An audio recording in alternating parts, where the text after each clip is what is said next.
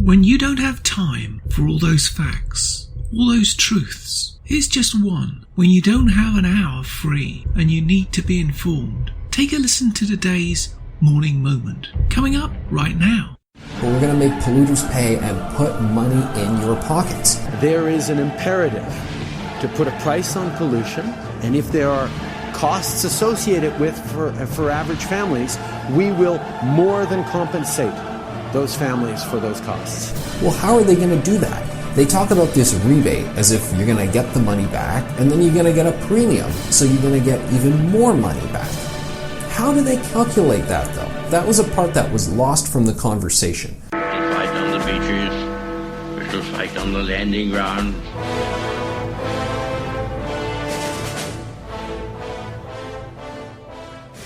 Thank you for joining us.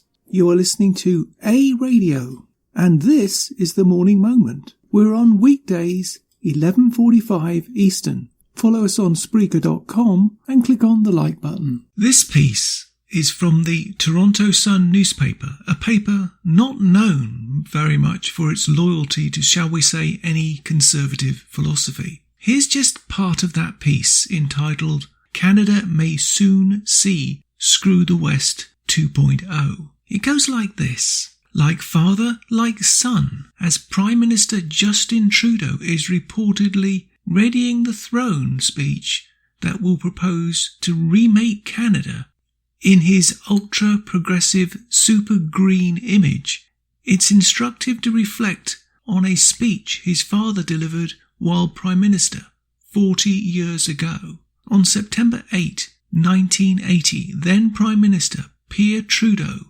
addressed a First Ministers' Conference in Ottawa, Canada. He argued Canada should be even more centralised than it already was. All 10 premiers had spoken before Trudeau. Most had suggested Canada needed less centralisation. Federal constitutional powers should devolve as much as possible to provincial legislatures. Trudeau disagreed. Not only was Canada more than the sum of its parts, more than the sum of the 10 provinces, Trudeau scoffed Canadians actually wanted more Ottawa. Trudeau believed Canadians wanted national institutions and national government capable of acting on behalf of all of them, with the power to speak for all Canadian people. National health, education, and welfare standards were all needed, for instance, despite our constitution giving their jurisdictions entirely to the provinces. Trudeau also felt the central government should play a much more active role in taking money from the have provinces and sharing it with the have-nots. Federal equalisation plan had to be entrenched in the Constitution, and it had to expand greatly. If any Westerners bought into Trudeau's grandiose national scheme at the time, they were quickly cured of the naivety. A little more than a month after Trudeau uttered his fancy words, his government introduced a national energy plan. His government introduced the National Energy Program, the largest confiscation and redistribution of income from one province or region to the national government in Canadian history. The NEP was also an enormous attack on constitutional division of powers between federal and provincial governments. Trudeau's vision of a single government that spoke for all Canadians turned out to be a government that spoke primarily for Liberal voters in the Golden Triangle of Toronto, Montreal and Ottawa. Now, I'm not going to read any more of that article.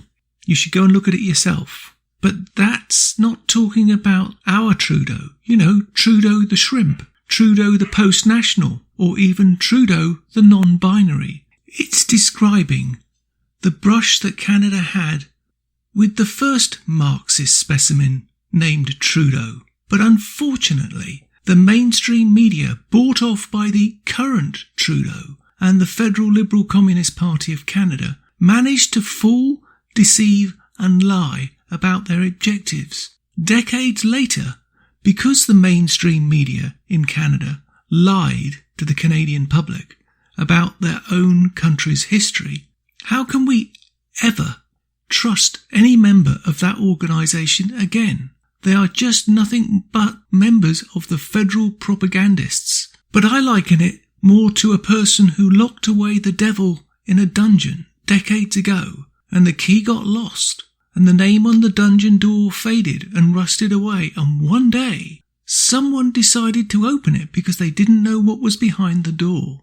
Now Canadians are faced yet again with pure evil. Yes, it is pure evil. Not only an individual that hates Canada, every aspect of it, he hates and despises every one of you. These people are nothing short of evil. The Federal Liberal Communist Party of Canada, according to some socialist media networks, are having second thoughts. Here's a quote from Serena writes, "Sources say a revolt is imminent in the Liberal Party. Members are gravely concerned about Justin Trudeau's unstable behaviour and are quietly banding together to come forward as a whole to express their concern over his instability. His reign is over, ! Just in time to save Canada, ! Now you can find that on Twitter, but I'm sure there are more people doing more information like that out there. But we are all waiting to see what the lemmings are going to do and when they're going to wake up.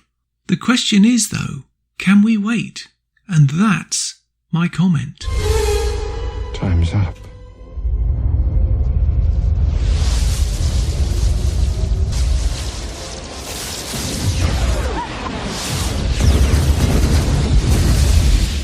You can find more at aradio.wordpress.com, where you can find links to us on Twitter, Facebook, Instagram, iTunes, iHeartRadio, Gab, Parler, Spotify, and email. We are continuing to reach out to you, so please pass these links on to your friends. Please click on the follow button on Spreaker.com. You can listen to all our morning moments at Spreaker.com/A-Radio. That's EHRADIO, a radio. And please click on the like button. Join us Monday, Wednesday and Friday, 11:45 Eastern, for our morning moment or tweak. And tell your friends, pass the word. We only tell the truth, not what the Canadian mainstream media want you to know. This time, more than any in history, we all need to trust but verify.